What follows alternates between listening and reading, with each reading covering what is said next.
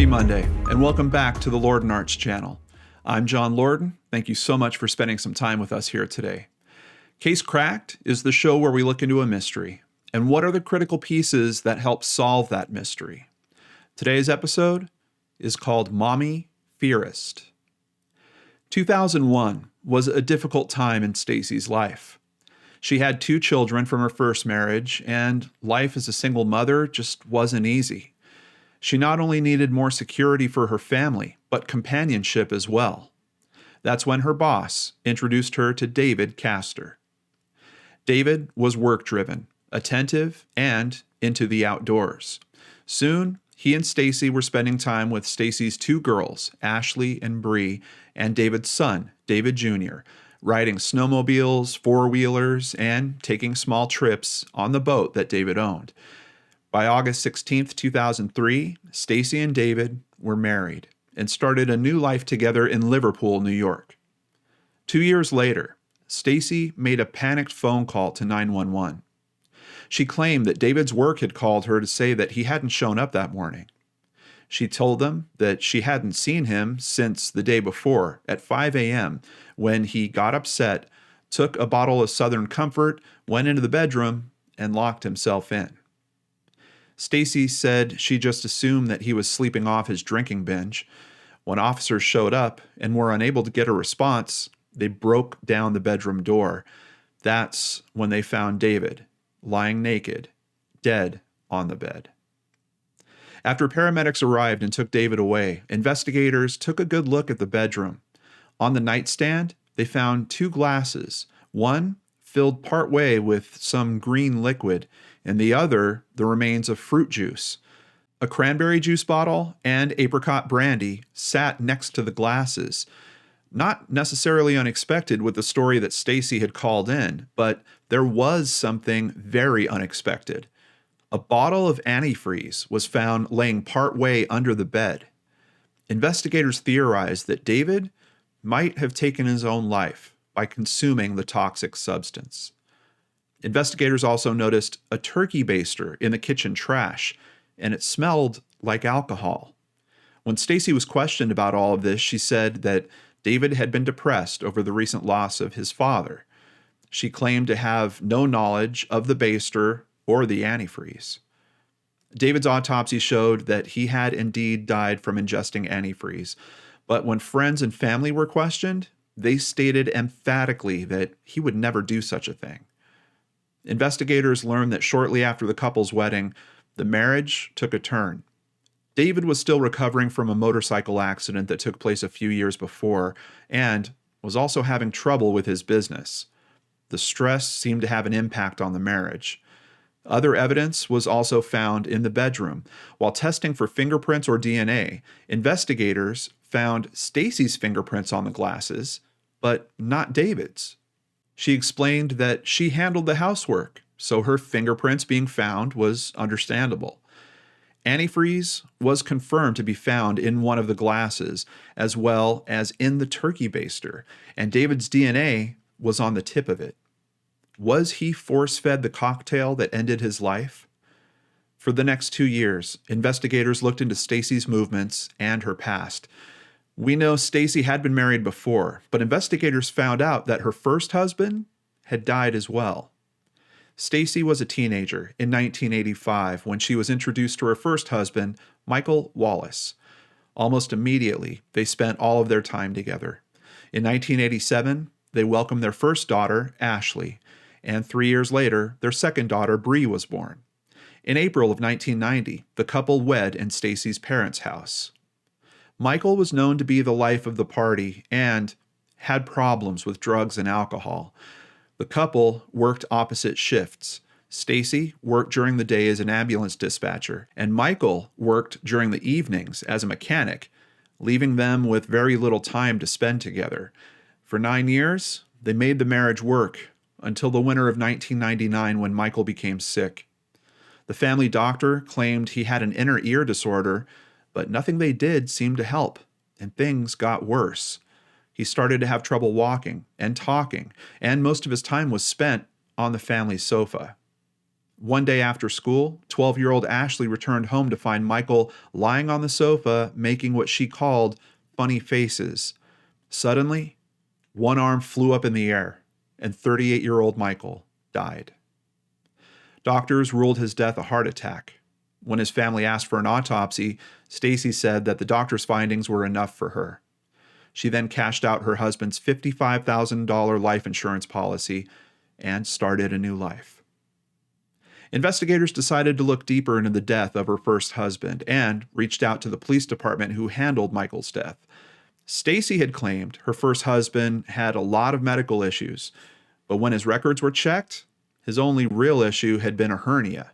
He had no history of heart problems that would cause a heart attack at his young age. Fearing that both men might have been poisoned with antifreeze, Michael's body was exhumed in September of 2007. When the autopsy was conducted, it was confirmed. Traces of antifreeze were found in Michael's body as well. Cameras were set up around Stacy's home and at the cemetery where both of her husbands were buried. Wiretaps were put on her telephone. On the 1st of September in 2007, Stacy was brought in for questioning. She seemed very nervous, and that nervousness seemed to lead to a drastic slip-up. Quote, "I asked Stacy, 'Do you remember which glass it was that you poured the cranberry juice in?' And she looked at it and said, 'Well, when I poured the antifreeze, and then she stopped and said, I mean the cranberry juice. When her slip of tongue was pointed out, she angrily accused investigators of trying to frame her and walked out of the interview.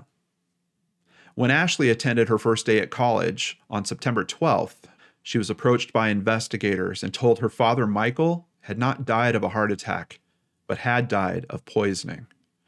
Upset, she did what any daughter would do, and she called her mother for comfort.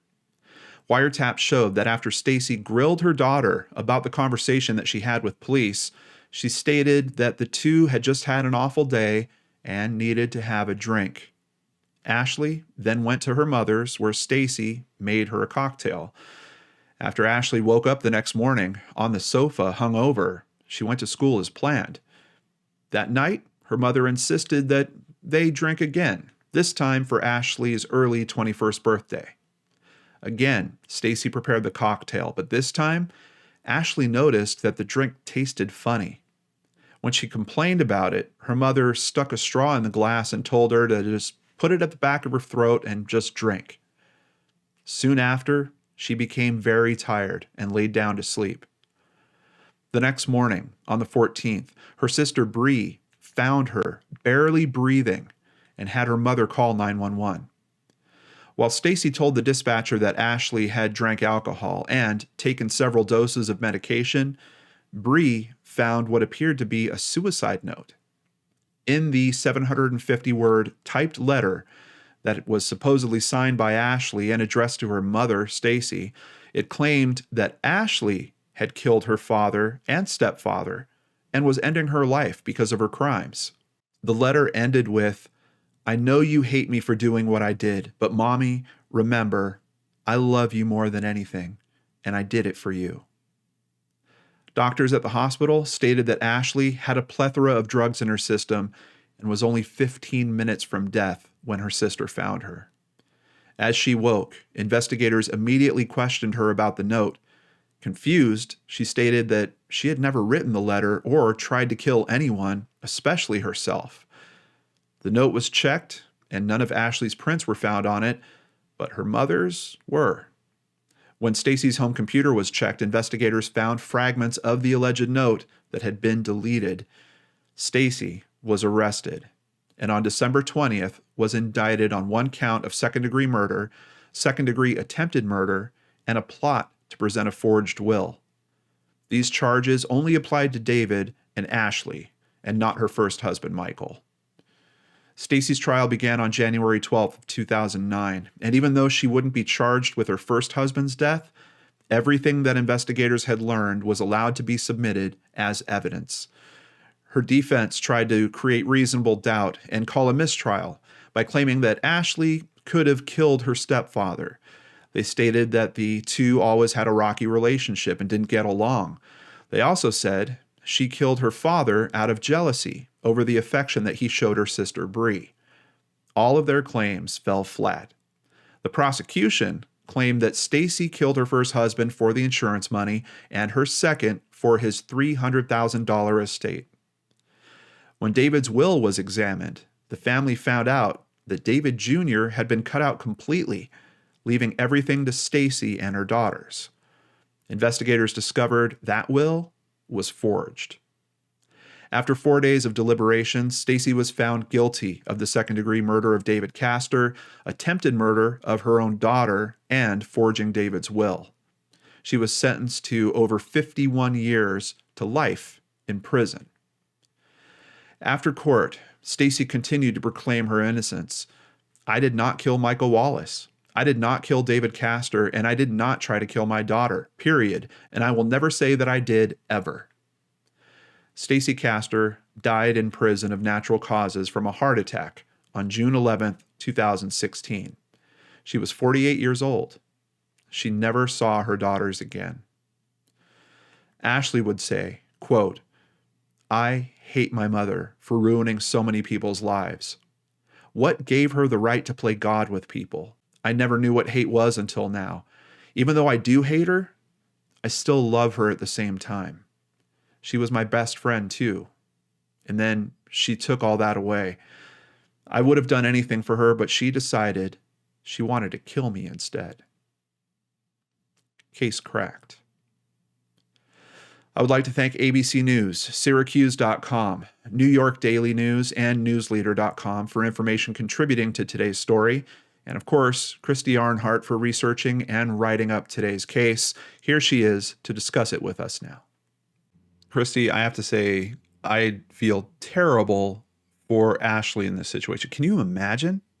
No, I mean, I can't. your own mother, like it's awful. It's awful on so many levels. And to kind of use her as a pawn like that for cleaning up her mess in terms of, oh no, the investigators are starting to get close. I better give them an answer that makes sense. And I'm going to sacrifice my own daughter to do that. Like it just, doesn't that kind of seem to roll against everything about being a mother? Yes, it does. I mean, the last people in the world you should want to hurt are the ones you created. Yeah. Yeah. It blows my mind. I really can't believe it. Now, despite all that, it seems that you found some information that family members are still kind of debating if they think it was Stacy or if Ashley was actually responsible. Yeah, and I found that surprising. I really felt like the evidence spoke for itself, and for the family to be debating on whether or not the mother or the daughter did it, it just struck me as odd. And it's not just, like distant cousins or friends. No, it's cousins and Ashley's grandmother, which is Stacy's mother. She believes that Ashley is disturbed and that she feels she had the time to do it. Mm.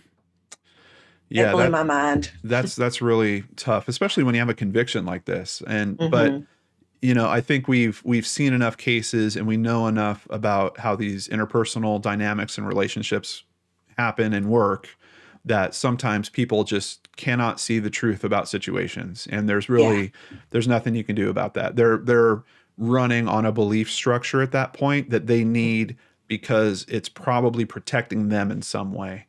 And, maybe that grandmother holding on to that is really about, well, I wouldn't have raised a child that would do that because then that would reflect poorly on her. I don't know. I'm sure there's even much more than that, but I think just at a very basic level, you can see why she might be doing that. But yeah, very, very tough. And I have spoken to some family members where a crime has occurred within their family. And I do hear about this, that, like Thanksgiving dinner, like the topic will come up and half the table is going one way and the other half is going another. It's really, really bizarre, especially in a case like this where you actually have a conviction. Yeah. But let's talk about that. So you found some interesting analysis about the supposed suicide note. Tell us about that. Yes, this actually comes from ABC News. It's a quote from lead investigator Detective Dominic Spinelli. And he says, they showed me a copy of the suicide note that Ashley had left. And as I reviewed it, one of the things that jumped out at me and was unbelievable was I had interviewed Stacy. And during my interview with her, she called antifreeze antifree, Spinelli said. The suicide note also spelled antifreeze without the letter Z. So detectives believed Stacy was behind the note. Wow. Totally behind it. And even in our script, when she was given the interview, she said antifree there too. Right. Yeah, that's kind of interesting. It's one of those things. I mean, I don't think you could hinge a whole case on it, but it certainly helps support things. Oh, definitely. Because there's a chance that if she called it anti-free her whole life, that her children might pick that up too. True. My mother, English is a second language for her. So when I was a kid, there was a lot of inflections or things that she would say in terms of English that I was carrying on into school, and people were like, no, you're saying that wrong. You're saying that wrong. So, yeah, I'm curious about that, but that is really interesting that it would pop up in the note too, on top of being spoken that way. Now, we mentioned in the script that both husbands were buried at the same cemetery. What we didn't quite point out, they were buried right next to each other. Yes. I'm just like, how, why, what? But Christy, you seem to have a little bit of a reasonable answer for this. What's the answer? Well, even here in the South, a lot of times people die young. You get remarried. So you might have a husband who has both of his wives buried up there, which I've already discussed with my husband, and that will not be happening. But it's a common thing, people don't, spouses don't die together. Right. So it may just be that, they passed young, they were buried together, but it does kind of look creepy too when you consider everything. Yeah, definitely. And you even include a note here that one person referred to the possibility that she was actually kind of keeping her husbands as trophies by burying them in that way. And David Castor Jr. has a special name for that burial plot. He calls it Stacy's Shrine of Evil. I don't blame him for that.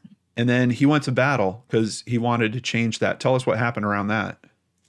Well, 7 years after the conviction, David finally won the right to move his father's remains and destroy the headstone that said that he was the husband of Stacy Castor.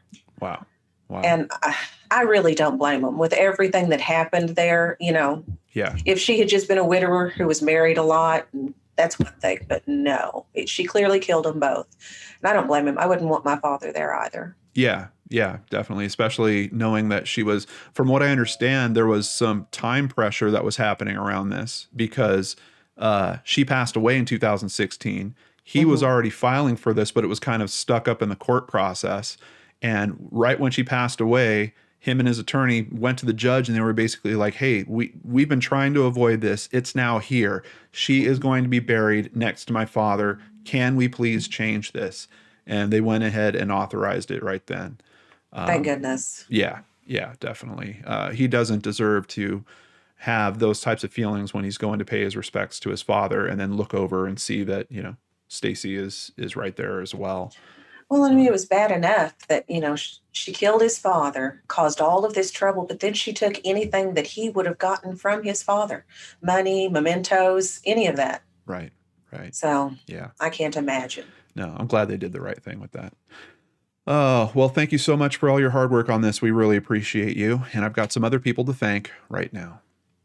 Thank you, PayPal supporters Brandy Fry, Sigrid O'Hearn, Jennifer Wilson, and Jennifer Dixon.